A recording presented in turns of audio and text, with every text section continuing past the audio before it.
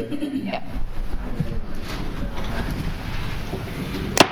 All right, we're calling to order the Ordinance Committee on March 25th, 2024 at 6 p.m. on the day of our Lord.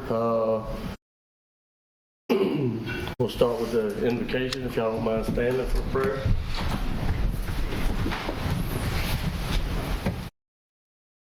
Lord, we thank you for bringing everyone here today to try to better our parish. We hope that you give us the wisdom to do your will and just help us to make the best decisions possible for the people that we serve. Amen. The pledge. I pledge allegiance to the flag of the United States of America and to the republic for which it stands, one nation, under God, indivisible, with liberty and justice for all.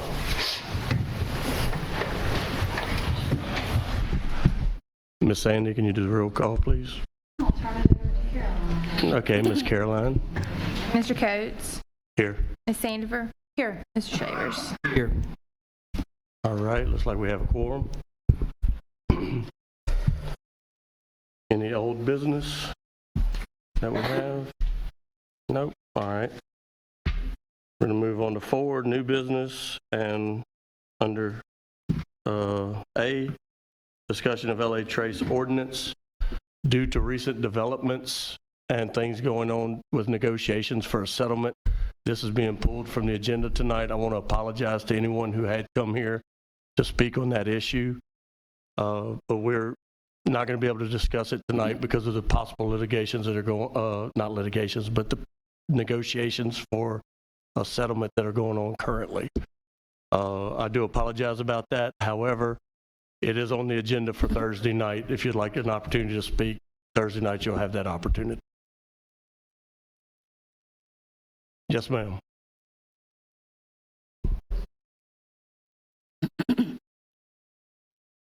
Can you come up to the mic, please?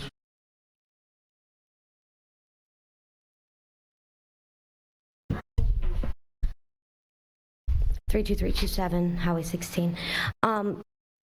Didn't we decide that we changed the rules that it had to go to the ordinance committee first and then go to the council, and that we are here because of the lawsuit and to discuss the settlement?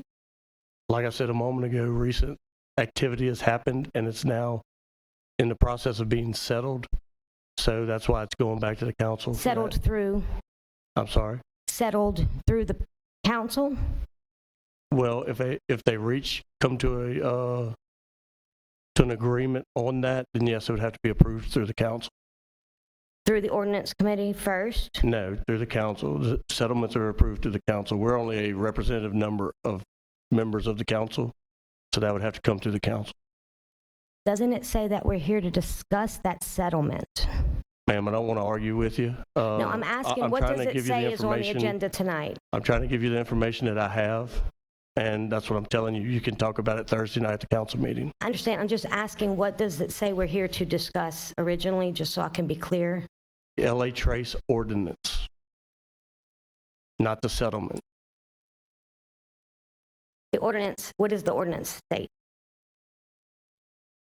Well, I'm trying to Sandy, can you understand read the ordinance, what we were please? here to discuss. We were here to discuss the ordinance.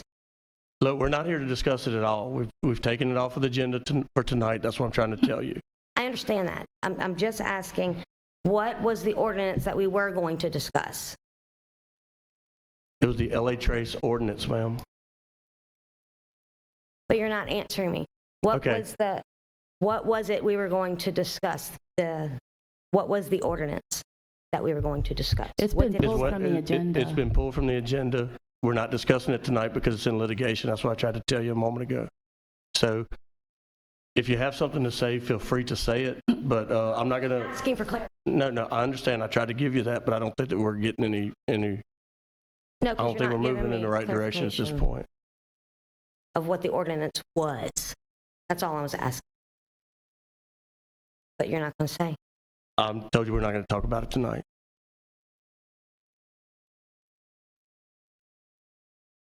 Thank you, ma'am. Okay. Hold on, Dean. Yes.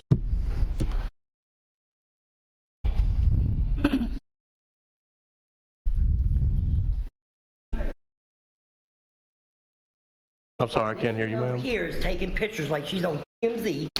Point of She doesn't order. have permission to use my Point of order. Ma'am, you're to address the council, that's it. Can you step to the mic, please? I'm just letting you know so you can let her know. She does not have permission. I don't know. I don't have a dog in this fight. I'm here to support a friend. And as soon as we walked in, she's over there snapping pictures. She Can does you not state have your permission. name for the record, please? Ma'am? When somebody approaches the podium, we have them state their name and Okay, this is where my they first live. time here. My name is Stacy That's okay. Baker. Stacy, Yeah, thank you. Stacy. And you, are you a Livingston Parish resident? Since I was like 7 years old. Okay, thank you. Okay.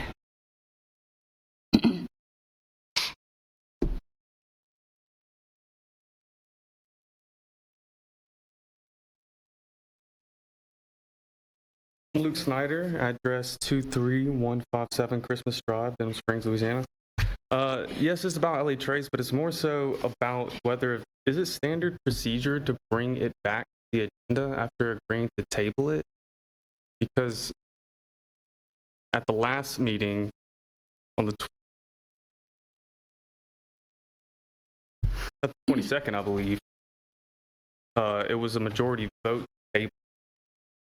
So what kind of decision process goes behind the scenes, and what process, or if any, goes into place of notifying the stakeholders involved?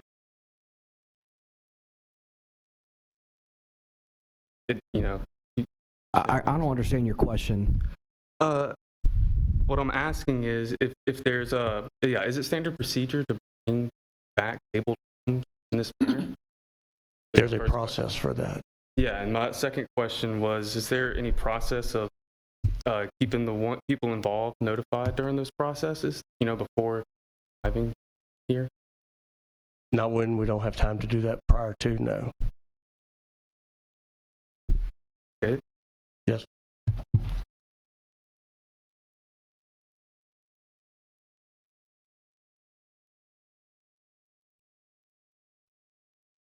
Okay, if no one else wishes to speak, we'll move to the next item.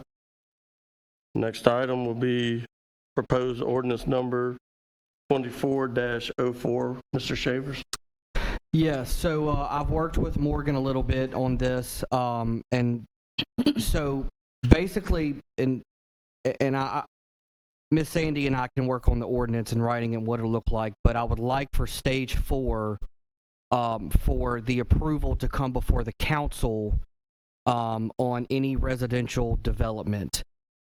Stage 3, it is the studies, and then it will come before the council. The planning commission should always give the recommendation, and then it comes to the council, and that's going to be at stage 4, and that's going to be amending chapter 125. We had put it on there. I had made a mistake on it, kind of got some clarification from the right people, and so I'm wishing to create that ordinance. I'm sorry I didn't have it prior to, but I would like to push it to the council to be implemented if I have everybody's support. Any questions? I'm open to any discussion about it. Public comment is open at this time. If anyone would like to discuss this item. I make a motion. Second. All right, Ms. Caroline? Yeah. Ms. Vandiver? Yes. Mr. Shaver? Yes. Thank you. All right, so we'll push that to the council. All right, and next is Mr. Burns. Speak about setbacks. Thank you very much. My name is Gerald Burns. I'm the chairman of the Livingston Parish Master Plan Review Committee. I want to give y'all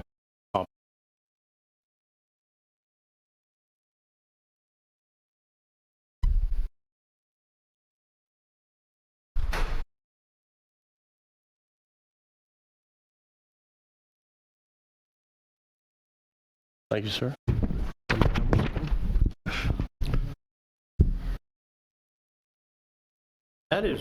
that's a copy of the existing building line setback ordinance, and it come out of the the ordinance for subdivisions with improvements a long time ago. Excuse me, Mr. Burns. Could y'all please hold the noise down in the back? If y'all wish to talk, please go outside so that it doesn't interrupt the meeting. I'm sorry, Mr. Burns. Can you continue? This ordinance right here is come out of the subdivision with improvements ordinance a long time ago, and this is the only ordinance that the parish planning department and review engineers use on any building setback lines anywhere on parish roads or even state roads. Let me point out the planning department and review engineer does a good job enforcing this ordinance, but it's not a state road, okay? And to go around this parish, you see building right next to state roads, and I give y'all an example a couple weeks ago about two big houses built across from Gator Millworks on Florida Boulevard, and they use this ordinance right here. That's the only one they have. It's 6 or 7 foot away. Now, we're petitioning DOTD and our elected leaders to widen Florida Boulevard. Now, when that happens, I got to buy these two houses. You know, right now they might be $300,000, but in 5 years it'd be $1 million, or both of them together. But if you go around the parish, even Miss Aaron's district down on 16, people are building buildings right on the property line. So this ordinance right here is already in effect. Been in effect for over a year. It does not affect parish roads, but it should, because on parish roads, like on Buddy Ellis Road, for example, for a half a mile stretch, they built houses right on top of the road. You couldn't widen that road if you wanted to. And that is a major thoroughfare between Juba and Walker South. But you can't widen that road. Okay? But this ordinance is not about parish road. It's about state road. Okay?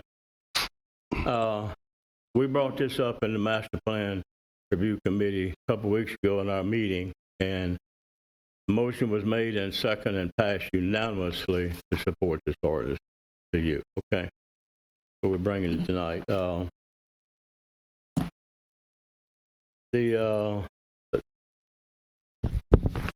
the back of the ordinance, the second page, to me, I think it's important part of the ordinance. Section 40, 46, and 48, safety requirements of property adjacent to state and federal highways. This come out of the Master Plan Review Committee. A safety turnaround apron shall be required anywhere on the lot associated with the driveway of the residence adjacent to a state or federal highway. Nobody, no seasoned driver can back out on a busy state highway, traffic running 60 miles an hour, in the rain, in the fog, in the dark. No one can do that. I can't. But we shouldn't be asking our younger generation to do that. But that is already a part of the ordinance. But this ordinance is very simple. Instead of the 6 or 7 foot on side or back that we have now with the existing ordinance, it requires 20 feet. And then on the front, it requires 40 feet. 40 feet on the front instead of 25. I go around the parish and I see buildings, houses built 25 foot from state highways all over this parish. That doesn't leave you any room for a safe turnaround. You need a little bit more than that.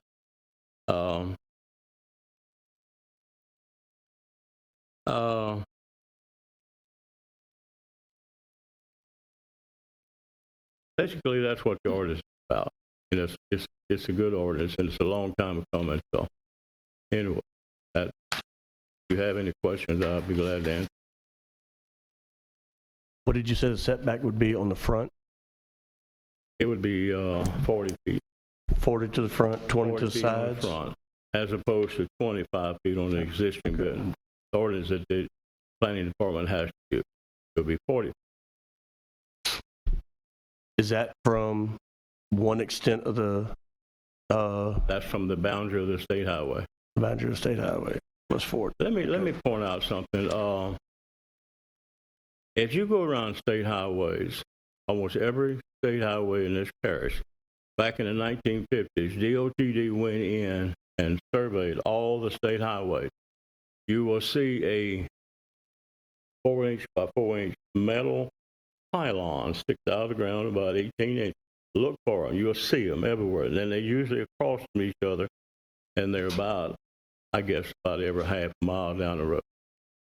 That is the state highway boundary, established on all these roads in the 1950s. So all those boundaries are established. That is the boundary, the state highway boundary. That's where the 40-foot would, or the 20 would come. When a developer or a homeowner goes in and surveys their property, then they back up 20 or 40 feet. 40 feet on the. Okay. Questions? Does the public have any questions for Mr. Burns on this? Or any input? Ma'am? Or any input from the public, questions or input? Yeah, well, I was looking at y'all. You can come on up. You can come on up.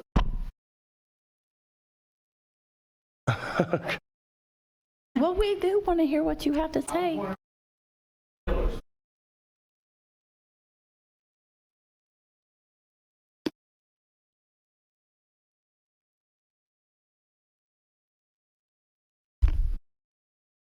Any other comments or questions?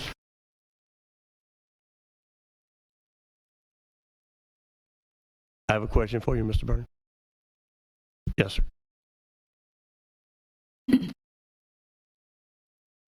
Yes, sir.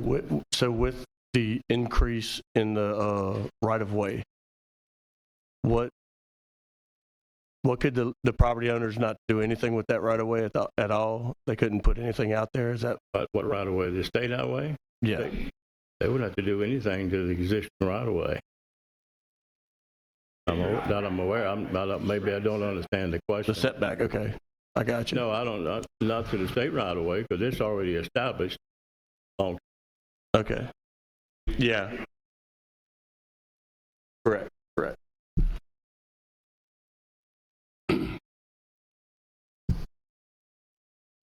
Mr. Clemens? Brian Clemens, I'm part of the Master Plan Commission. The state requested this of us. They said that whenever they do work on their highways, the number one expense is acquisition of land. That's their number one expense in Livingston Parish. When we want our roads worked on, that's the number one problem. They can build a lot of roads with a little bit of money compared to what they're spending right now because they have to buy houses, Right. garages, and everything else. So what we're proposing is that we don't do that anymore. I mean, we've got a lot of houses and garages and what have you that are there, and it's a done deal. But we know we don't have enough roads now. We have to expand a lot of these roads. And the number one expense is the acquisition of land. Should we keep throwing gas on the fire? Our committee has given you a unanimous recommendation that we should not. Okay, thank you. Thank you. Yes, sir.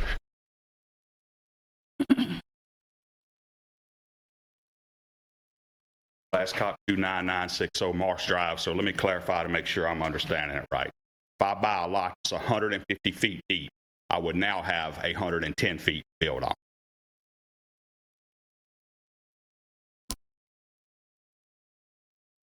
I need to clarify this. This is a setback. And then there it says, y'all's ordinance, no permanent structure. Do your parking in there, driveways, anything like that, but no permanent structure. So you wouldn't be able to do your building set. Okay. So you be able to use it, not with. Park.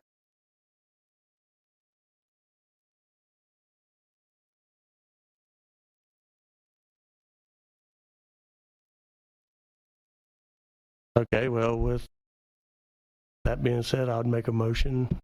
Second. I'll second.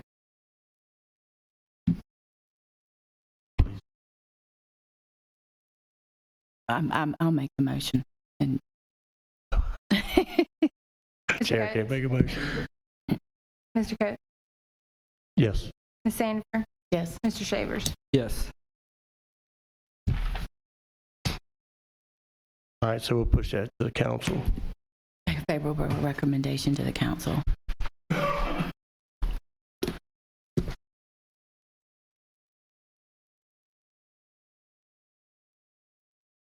Any other business?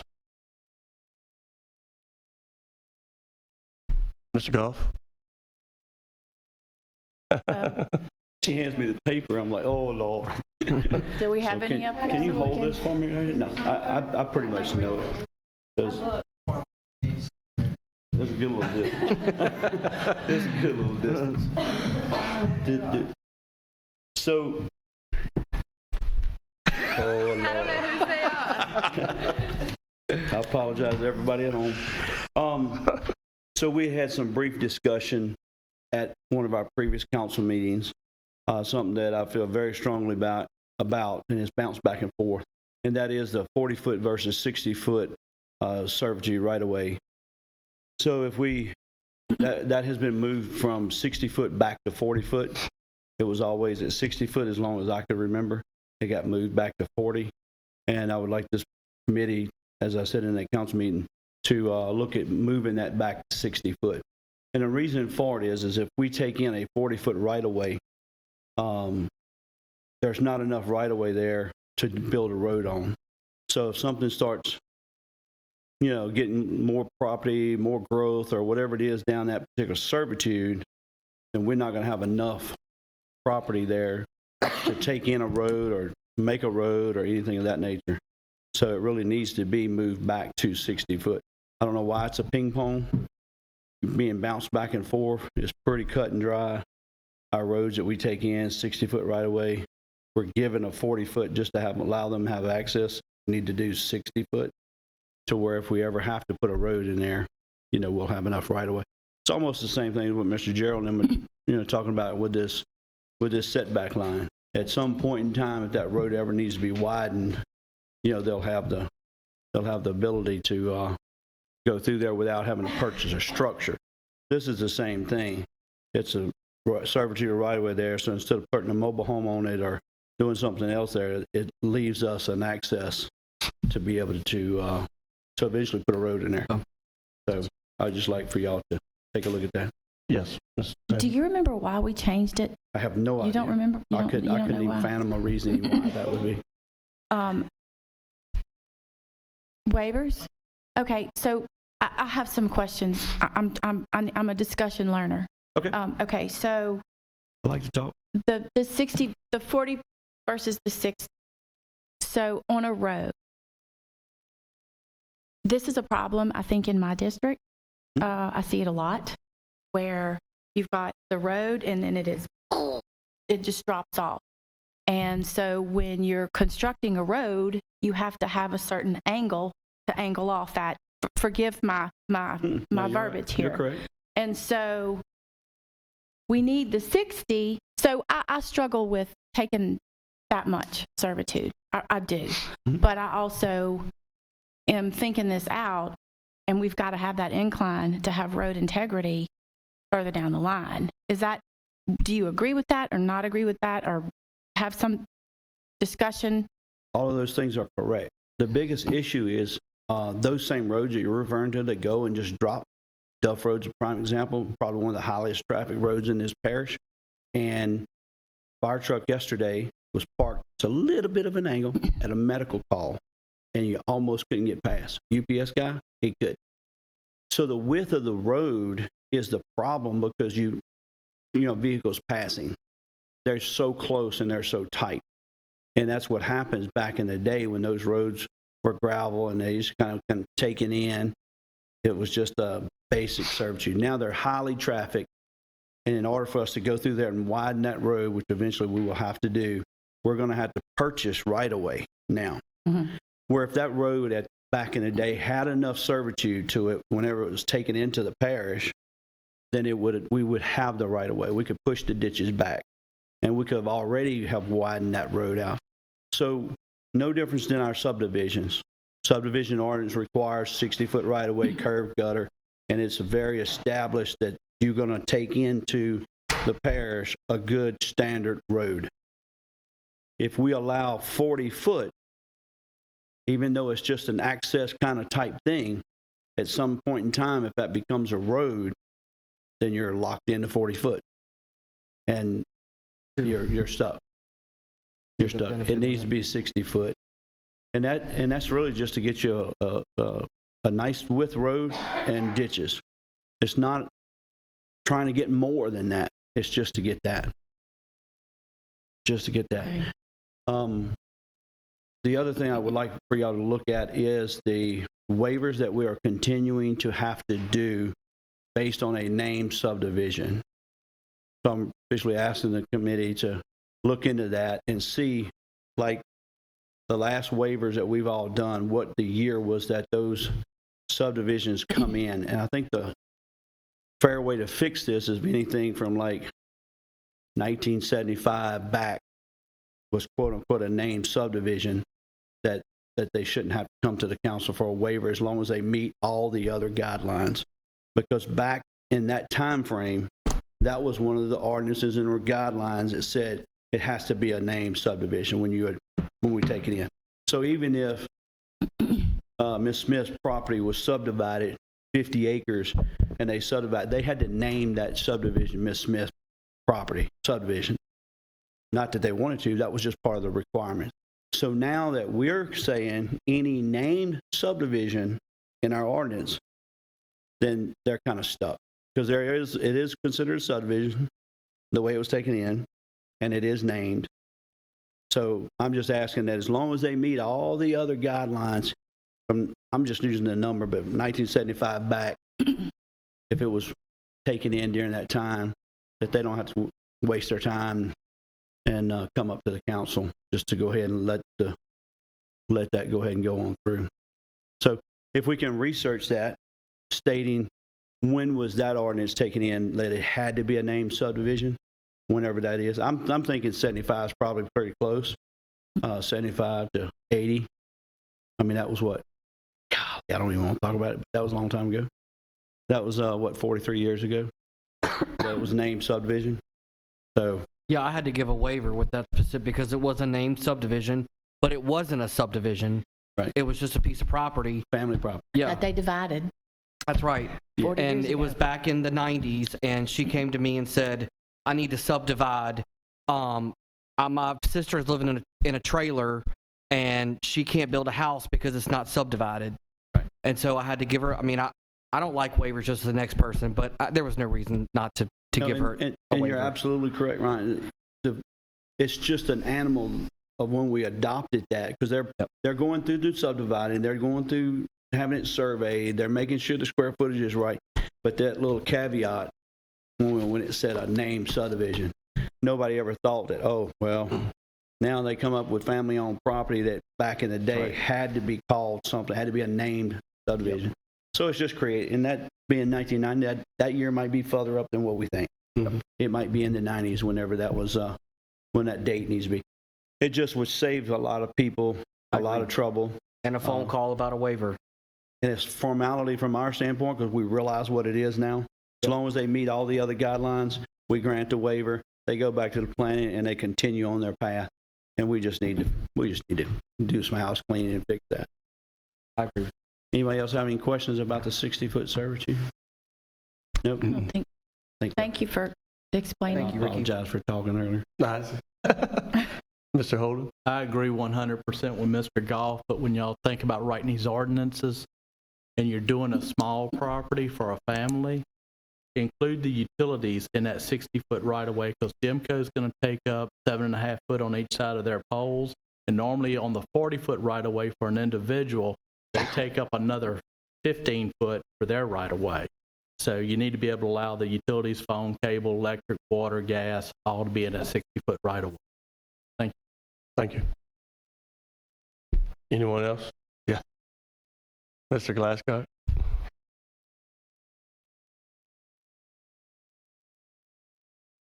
On the regular now, and it was within the last year that y'all agreed to go from 60 back to 40, and it was because y'all were allowing a lot of waivers. Every meeting it was a waiver, and I'm pretty sure that was the the reason, because there was a lot of waivers. Just like the subdivision Mr. Golf was talking about. I think they talked about that. Y'all talked about that last year, several meetings. I guess it just never followed through, but this ain't a new thing. They had decided that last year. I just guess the ordinance never got voted on. Thank you.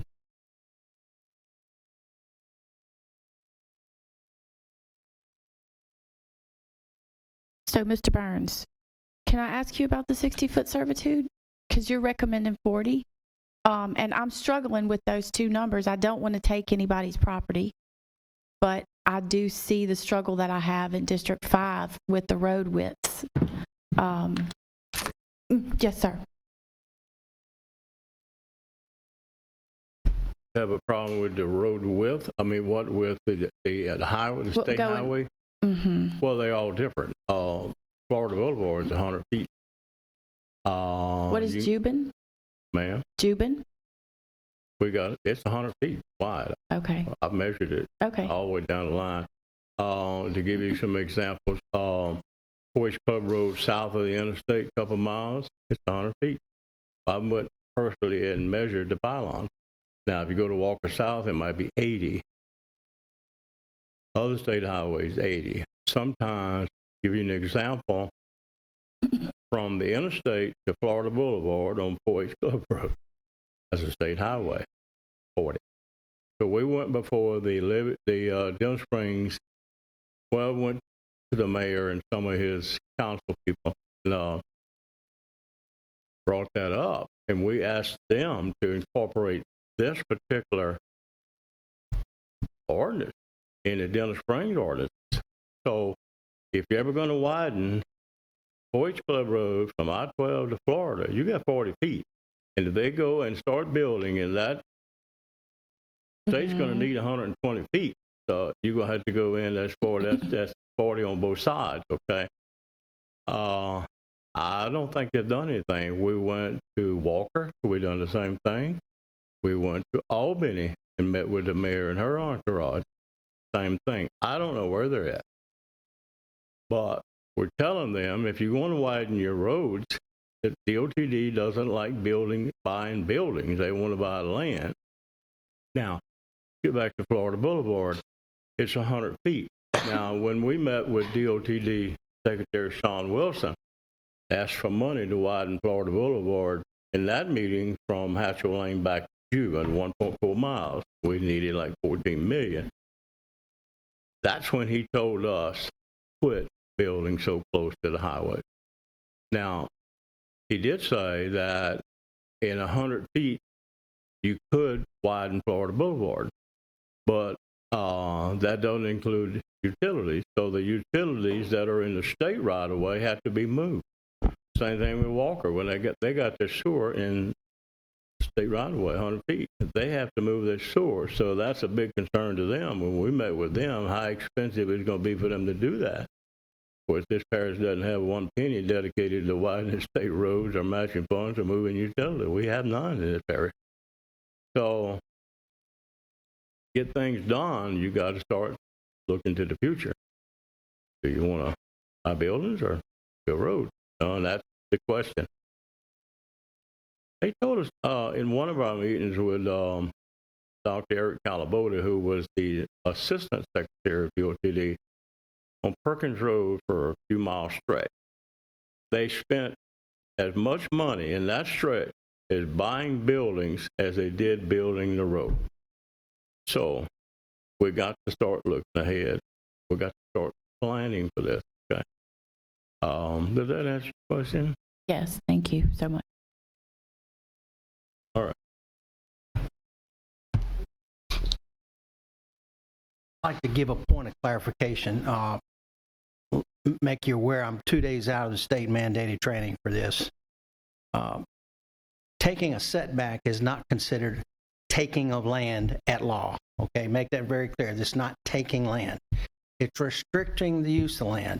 As long as there are still uses that are available, it's not considered a taking, which is a legal term. So this is not a taking of land. Thank you so much for saying that.